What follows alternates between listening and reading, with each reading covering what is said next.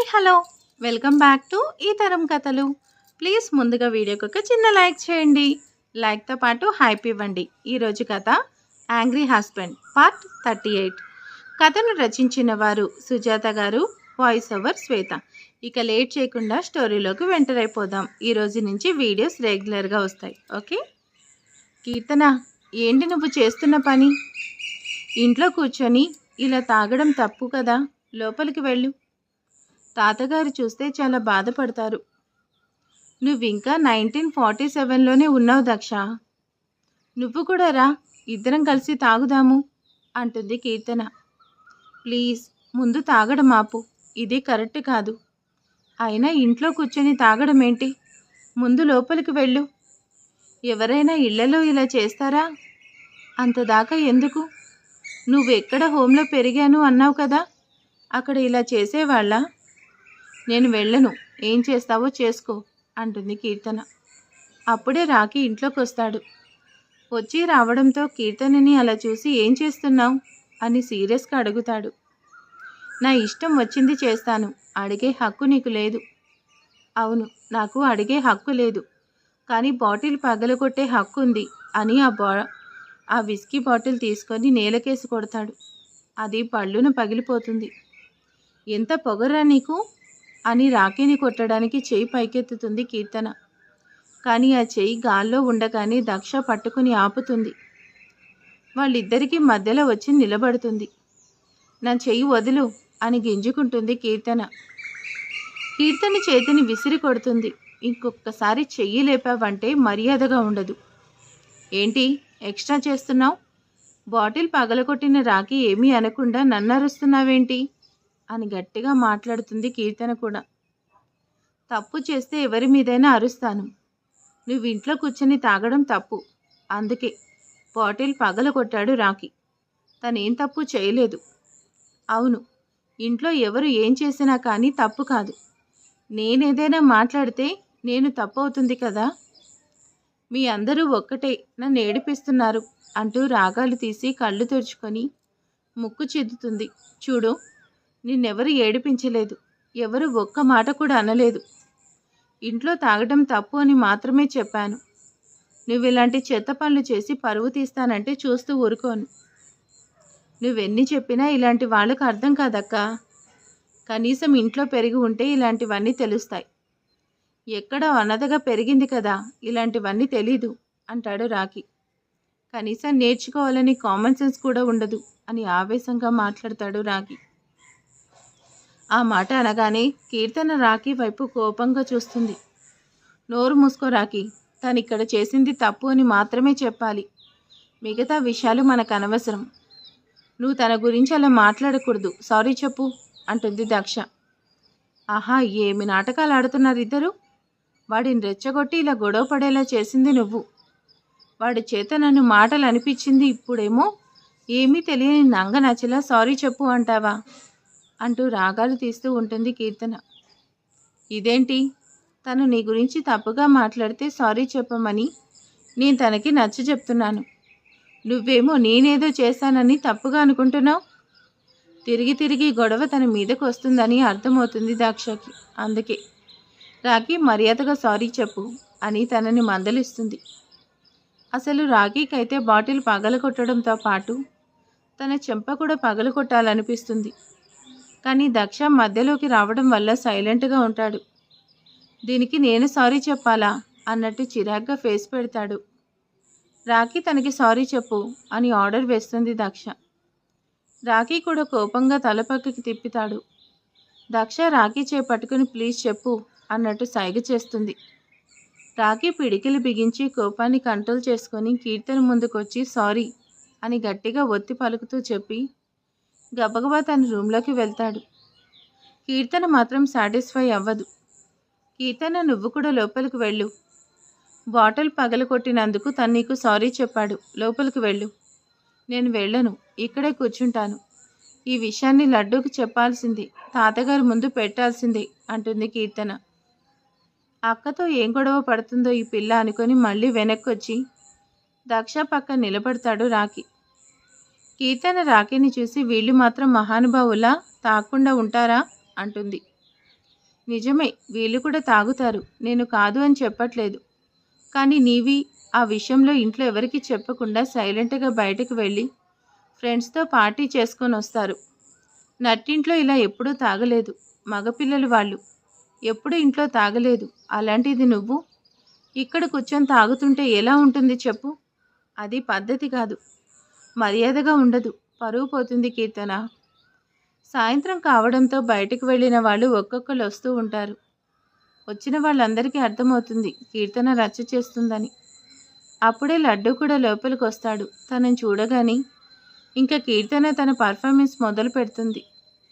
లడ్డు అని ఏడుస్తూ నటిస్తూ వెళ్ళి తనని హగ్ చేసుకుని, చూడు చూడు లడ్డు, ఇంట్లో అందరూ కలిసి నన్ను అవమానిస్తున్నారు, అందరూ కలిసి పంచాయతీ పెట్టారు చూడు అని దొంగ ఏడుపు ఏడుస్తూ ఉంటుంది.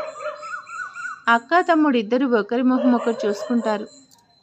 ఊరుకో కీర్తన, ఏడవకు అని తన కన్నీళ్లు తుడిచి తనని సమాధానించి ఫాస్ట్గా వచ్చి దక్షకి ఎదురుగా నిలబడ్డాడు లడ్డు.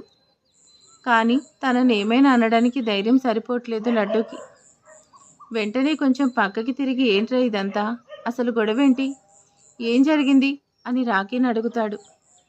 మీ ముద్దుల భార్య హాల్లో కూర్చొని మందు కొడుతుంది, అది తప్పు అని చెప్పినందుకు మా మీద అరుస్తుంది. ఎంత చెప్పినా వినకపోతే బాటిల్ పగల కొట్టాను, ఇదే జరిగింది అని చెప్తాడు. కానీ నన్ను కొట్టడానికి చెయ్యెత్తిందనే విషయం మాత్రం రాఖీ చెప్పడు. ఇంకా ఆ విషయం ఎక్కడ చెప్తాడని భయపడుతూ కీర్తన లడ్డూ దగ్గరికి వచ్చి, నీకు తెలుసు కదా బేబీ, నాకు అప్పుడప్పుడు డ్రింక్ చేస్తాను, కానీ ఇప్పుడు చేస్తుంటే అందరూ గొడవ పడుతున్నారు అని తన తప్పు ఏది లేదు అన్నట్టు మాట్లాడుతుంది కీర్తన. మిగిలిన వాళ్ళు ఎవరూ ఏం మాట్లాడడం లేదు. ఇక లడ్డూ కూడా కీర్తనను తీసుకొని లోపలికి వెళ్ళిపోతాడు. అందరూ లోపలికి వెళ్ళిపోతారు. పద్మ ఇక్కడంతా క్లీన్ చేయి, ఆ తర్వాత రూమ్ స్ప్రే చేయి. ఓకే మేడం అని క్లీన్ చేసే పనిలో ఉంటుంది పద్మ. దక్ష తన రూమ్లోకి వెళ్లకుండా రాఖీ రూమ్లోకి వెళ్తుంది. అక్కడే రమ్య ఇంకా వర్ధిని గారు కూడా ఉంటారు. దక్ష కూడా వెళ్ళి రాఖీ పక్కనే కూర్చుంది. రాఖీ చేపట్టుకుని సారీ అంటుంది. చా, నువ్వు నాకు సారీ చెప్పడం ఏంటి అక్క, నేనేమీ ఫీల్ అవ్వట్లేదు. ఏదో ఒక రకంగా గొడవ పడాలని ట్రై చేస్తుంది పెద్దమ్మ. రాఖీ సారీ చెప్పకపోతే ఈ గొడవ పెరిగి పెద్దదవుతుంది. ఇలా ఇంట్లో చిన్న చిన్న సమస్యలను తీసుకువెళ్ళి తాతయ్య గారు ముందు పెడితే ఆయన ఎక్కువగా ఆలోచించి ఆరోగ్యం పాడు చేసుకుంటారు. అందుకే రాఖీ చేత బలవంతంగా సారీ చెప్పించాను, ఏమీ అనుకోకండి అంటుంది. రాఖీ దక్ష రెండు చేతులు పట్టుకొని, అక్క నువ్వు చెప్పమంటే సారీ చెప్పాను, అదే నువ్వు తన కాళ్ళు పట్టుకొని సారీ చెప్పమన్నా నీకోసం ఆ పని చేసేవాణ్ణి. నన్ను నీ సొంత తమ్ముడు అనుకొని ఒక పని చెప్తే అది చేయనా? నీకోసం అదే కాదు ఏదైనా చేస్తాను. ఆ మాటకి దక్ష కొంచెం ఎమోషనల్ అవుతుంది.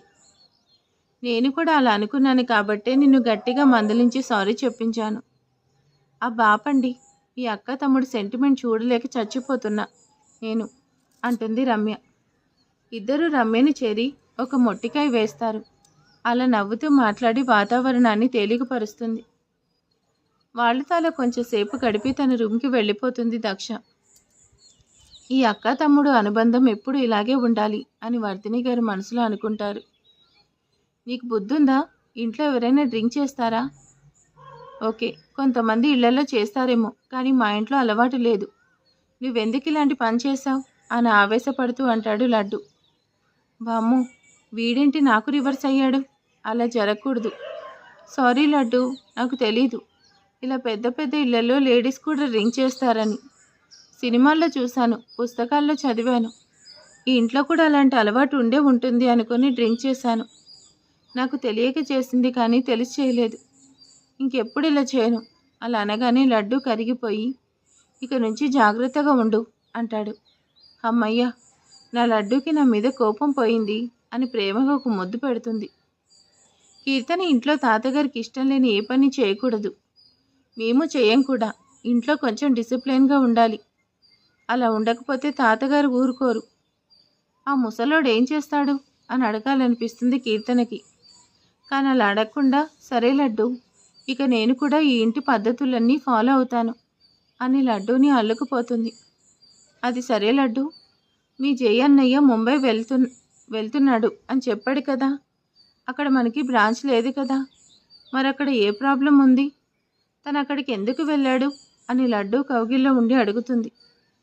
లడ్డు కూడా ఫీలింగ్ని ఎంజాయ్ చేస్తూ తనతో ప్రేమగా ఉంటూ అక్కడ బ్రాంచ్ ఉంటేనే వెళ్ళాలా, ఇంకేదైనా పని ఉండి వెళ్ళకూడదా, అంటే ఆఫీస్లో ఏదైనా ప్రాబ్లం వచ్చిందేమో అని, లేదంటే వేరే కంపెనీ వాళ్ళతో ఏదైనా మిస్అండర్స్టాండింగ్ వస్తే దాన్ని క్లియర్ చేసుకోవడానికి ముంబై వెళ్ళాడో ఏమో, ఆ వ్యక్తి అక్కడే ఉన్నాడేమో, అందుకు వెళ్ళుంటాడులే, అయినా అన్నయ్య గురించి ఇప్పుడు అవసరమా అంటూ తన కౌగిట్లో బంధించాడు లడ్డు.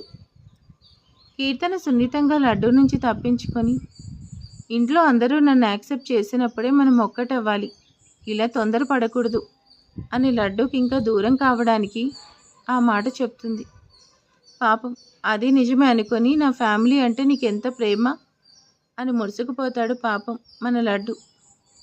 సరే నువ్వు వెళ్ళి ఫ్రెష్ అవ్వు అని తనని బాత్రూంలోకి పంపించి ఫోన్ పట్టుకోగానే రోహిత్ కాలింగ్ అని పడుతుంది.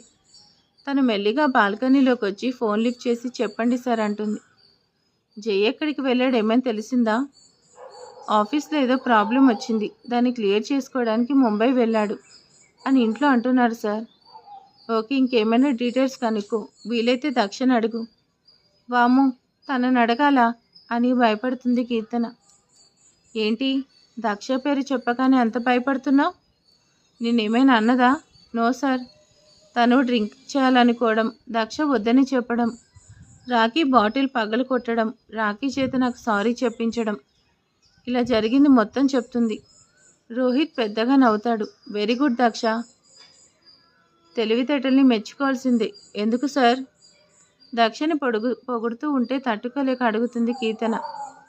రాఖీ గనక నిన్ను కొడితే బాగుండేది, అప్పుడు లడ్డుకి కోపం వచ్చి వాళ్ళిద్దరూ కొట్టుకునేవాళ్ళు, గొడవ పెద్దదయ్యేది, ఇదంతా జరుగుతుంది అని దక్ష ముందుగానే ఊహించింది. అందుకే తన చేత నీకు సారీ చెప్పించి గొడవను అంతటితో క్లోజ్ చేయించింది. ఎంతైనా తెలివైంది, పైగా ఫ్యామిలీ విడిపోకూడదు అని గట్టిగా అనుకున్నట్టుంది. ఏంటి సార్ మీరు తనని పొగుడుతున్నారు? పొగడకుండా ఏం చేయాలి? ఎన్ని ప్రాబ్లమ్స్ క్రియేట్ చేసినా జై దక్ష ఇద్దరు మూలస్తంభాల్లాగా నిలబడి కాపాడుతూ ఉన్నారు. ఫ్యామిలీ కోసం ప్రాణాలు కూడా పణంగా పెడుతున్నారు. వాళ్ళకి వాళ్ళ ఫ్యామిలీ అంటే అంత పిచ్చి, అది నీలాంటి వాళ్ళకి ఎంత చెప్పినా అర్థం కాదులే. ఆ మాటకి కీర్తనకి మనసు చివుక్కుమంటుంది. ఒక పని చేయి, ఇక రేపటి నుంచి నువ్వెవరి జోలికి వెళ్ళకు, ఒక దక్షని మాత్రమే టార్గెట్ చేయి. ఎంతగా హింసించాలంటే నువ్వు చేసే పనులకి జై కూడా విసుగు రావాలి. వాడికి షార్ట్ టెంపర్, పైగా ఫ్యామిలీ అంటే వాడికి పంచ ప్రాణాలు. దక్ష వాడికి ఆరో ప్రాణం కాబట్టి నువ్వు వాడికి బాగా కోపం తెప్పించు. ఆ కోపంతో వాడు నీ మీద చేసుకోవాలి. నిన్ను కొడితే లడ్డు ఊరుకోడు కదా, గొడవ జరగాలి, ఆ గొడవ పెద్దదవ్వాలి. అన్నదమ్ములే కాదు, ఆస్తిపాస్తులు కూడా విడిపోయేదాకా రావాలి.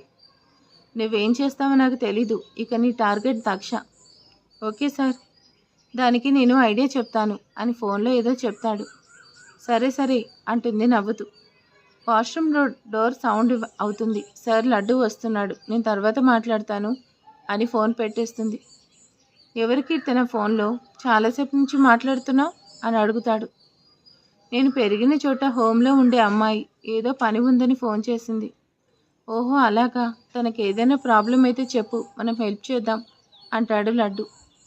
అలాంటిది ఏమైనా ఉంటే నీ హెల్ప్ తప్పకుండా తీసుకుంటాను అని ప్రేమగా మెడ చుట్టూ చేతులు వేసి ఉంది కీర్తన.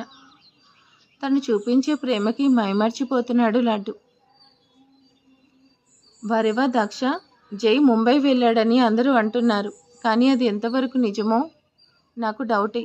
గొడవ పెద్దది కాకుండా సర్ది చెప్పావు చూసావా? నువ్వు చేసిన పని నాకు బాగా నచ్చింది అని తనకు తెలియకుండానే దక్ష మంచితనాన్ని మెచ్చుకుంటాడు రోహిత్.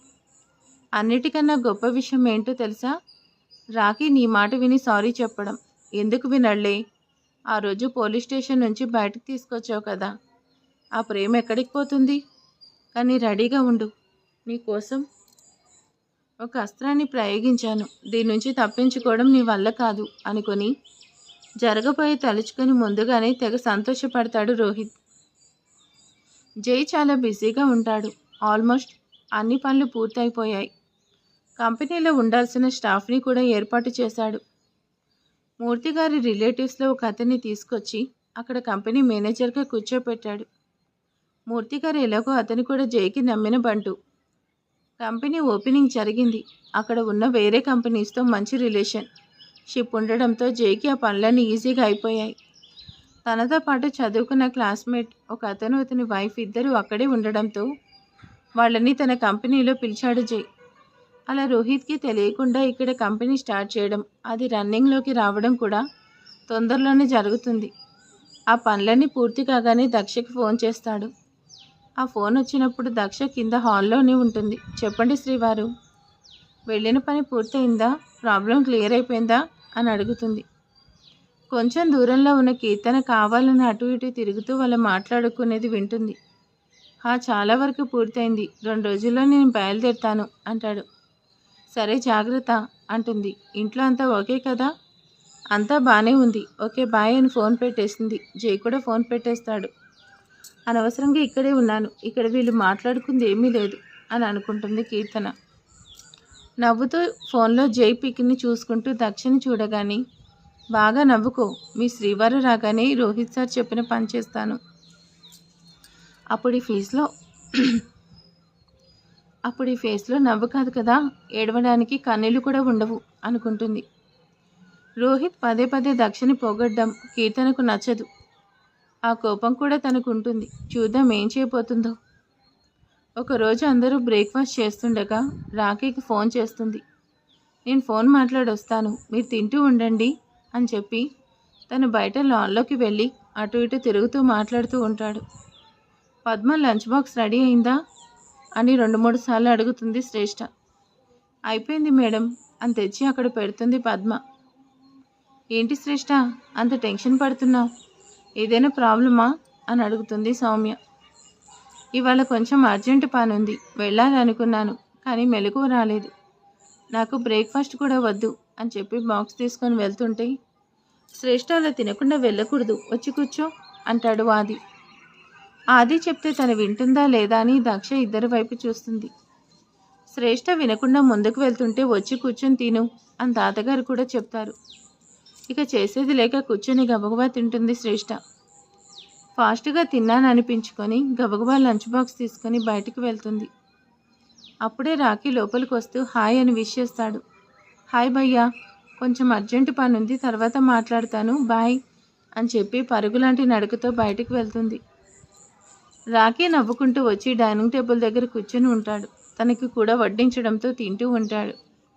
నాది అయిపోయింది, నేను వెళ్తున్నాను అని చెప్పి ఆది బయలుదేరుతాడు. ఆది వెళ్ళగానే అక్క తమ్ముడిద్దరూ నవ్వుకుంటారు. ఎందుకు అనేది మిగిలిన వాళ్ళకి అర్థం కాదు. వర్ధిని గారు మాత్రం లైట్గా తీసుకుంటారు, కానీ తాతగారు గ్రేట్ కదా అని కనిపెట్టేస్తారు. ఏంటో విషయం ఉంది, కానీ అదేంటో ఆయనకి తెలీదు. తాతగారు అడగరు, వీళ్ళు చెప్పరు. ఆది బయటికి వెళ్ళేసరికి శ్రేష్ఠ స్కూటీతో కుస్తీ పడుతూ ఉంటుంది. నువ్వు ఇంకా వెళ్ళలేదా? టిఫిన్ చేయకుండా హడావిడిగా వచ్చావు కదా, ఏమైంది? స్కూటీ పంచర్ అయింది, నేను చూసుకోలేదు, ఇప్పుడు అర్జెంటుగా వెళ్ళాలి, క్యాబ్ బుక్ చేస్తే ఎంతసేపటికి వస్తుంది అని అడుగుతుంది. 1 గంట పడుతుంది అని పళ్ళు బిగించి సీరియస్గా చెప్తాడు ఆది. నేను ఇక్కడే ఉన్నాక అడగచ్చు కదా, కారులో వస్తానని అనొచ్చుగా అని తనలో తానే గొనుక్కుంటూ ఉంటాడు ఆది. ఇక్కడ ఆటోలు దొరకవా? నాకు తెలీదు, ఇంత పొగరు దీనికి. స్కూటీ పంచర్ అయింది, నన్ను డ్రాప్ చేయని అడగచ్చు కదా, ఇంత టెక్కు అని మనసులో అనుకుంటాడు ఆది. తనకు తీసుకువెళ్ళాలని ఉన్నా శ్రేష్ఠ అడిగితే ఆ పని చేయాలని ఎదురు చూస్తుంటాడు. దొంగ సచ్చినోడా, స్కూటీ పంచర్ అయిందని కనిపిస్తుంది కదా, నేను అర్జెంటుగా వెళ్ళాలనే విషయం కూడా తెలుసు కదా. ఆ రోజు రోడ్డు మీద లిఫ్ట్ ఇస్తాను అని వచ్చాడు, ఇప్పుడు కూడా డ్రాప్ చేస్తానని అనొచ్చు కదా.